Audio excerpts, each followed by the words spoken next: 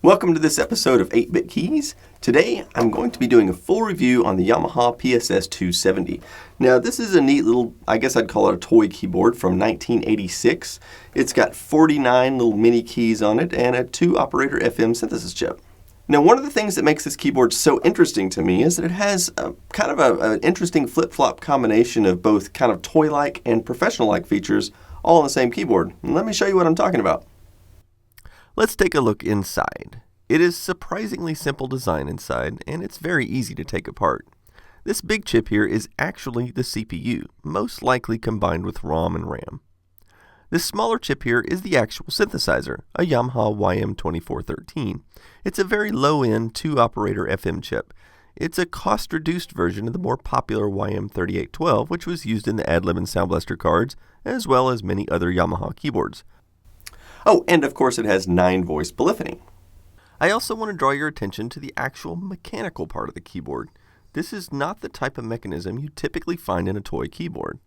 Now this thing actually has metal springs and hinges inside of it, which is not common for a toy keyboard. So this thing can actually take a lot of pounding. The typical toy keyboards just have plastic, like little flexible plastic hinges in it that are prone to breaking, unfortunately.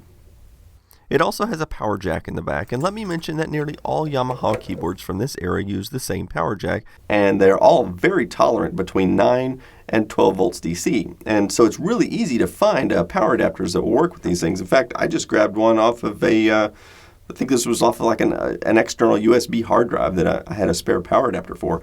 And this thing works in all of my Yamaha keyboards. It also has stereo RCA line level output jacks, which is also something you'd expect from a more professional product. And that makes it super easy to record audio directly from the keyboard to a computer because the speakers will keep working even while you're recording. It also has a headphone jack.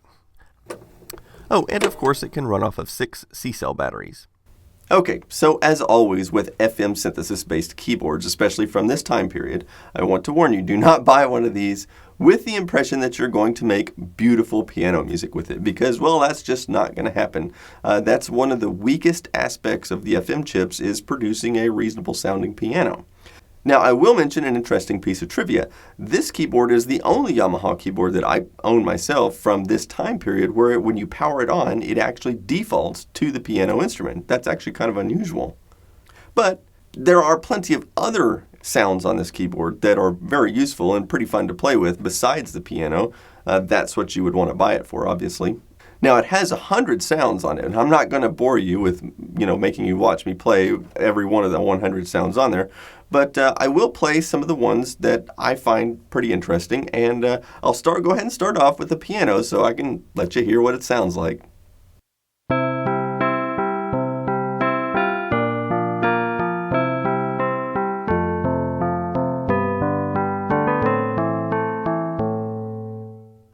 This is metallic synth.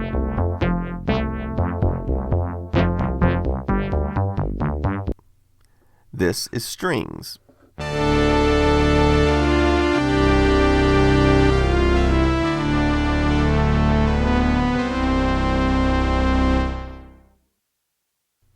This is Comet.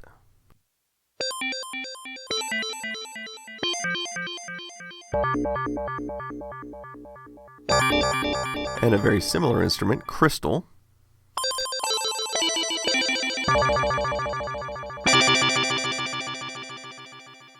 This is Chimes.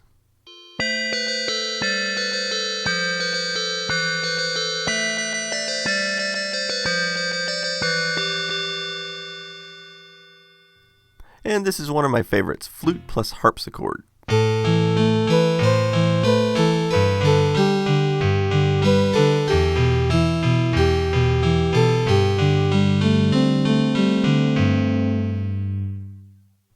And this is Baby Doll.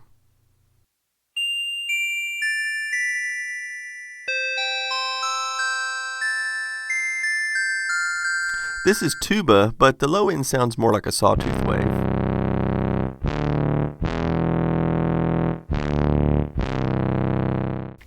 Okay, so I want to show you a little about the 4 effects that you can control on this keyboard. The first one I want to mention is sustain mode. Now, I want to go ahead and tell you that sustain on this keyboard for some reason is actually very weak, at least compared to the other keyboards I have with sustain mode. But to be fair, most of the keyboards that were made during this era, and especially in this genre, didn't have sustain buttons at all, so I guess I can't complain too much. But anyway, here's what it sounds like.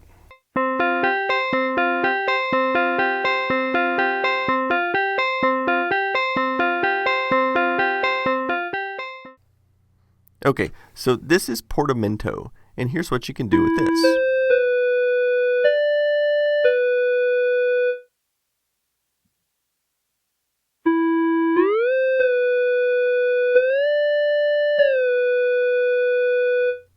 And here's stereo symphonic.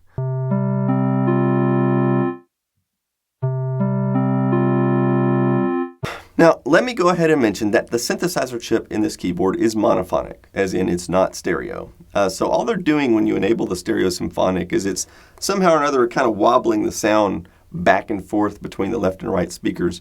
So it's not a true stereo, but it does actually make the sound more complex, and anything helps to make these sounds a little bit better. I want to take a moment to show you one of the other neat things that this keyboard does. Now, you remember how I told you that it had 9-voice polyphony and it was a 2-operator FM synthesis chip? Well, if you think about it for a moment, each operator in the FM is almost like its own voice in a way. Well, one trick this keyboard does is on some instruments, it will combine 2 voices in order to get a pseudo 4-operator sound from it. The strings is an example of one that does that. Let me show you an easy way to tell. I'm going to hold down the highest note and watch this. See, that note falls off after holding down key number 5, which means only 4 notes of strings can be played simultaneously. Alright, let's talk about percussion for a moment. Now, this keyboard has no manual percussion mode whatsoever, but it does have a few instruments that are, kind of percussion based. Such as these synth toms.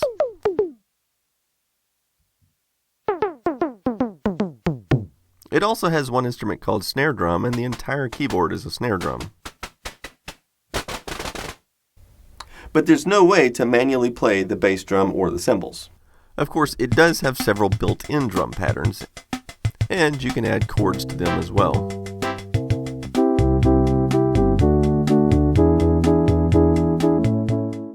So where do I rank this keyboard on my scale of toy to professional? I'm definitely putting this right in the middle of the amateur section.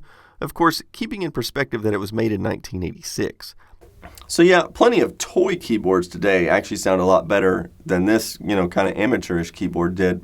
And it's very challenging to play with, but of course that's what I like about it. I kind of enjoy the challenge of seeing, what you can get out of an obsolete keyboard like this.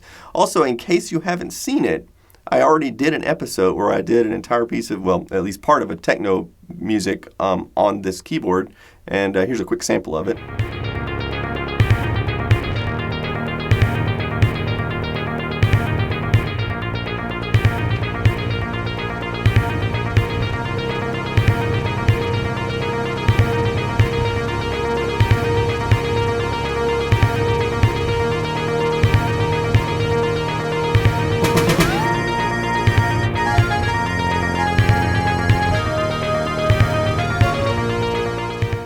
So if you hadn't seen that, you might want to go back to that episode and watch it and see, what I was able to accomplish with just using nothing but this keyboard in a single episode.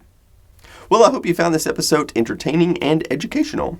I have at least a dozen other keyboards that I need to make reviews on. I hope to have those for you soon, so stick around.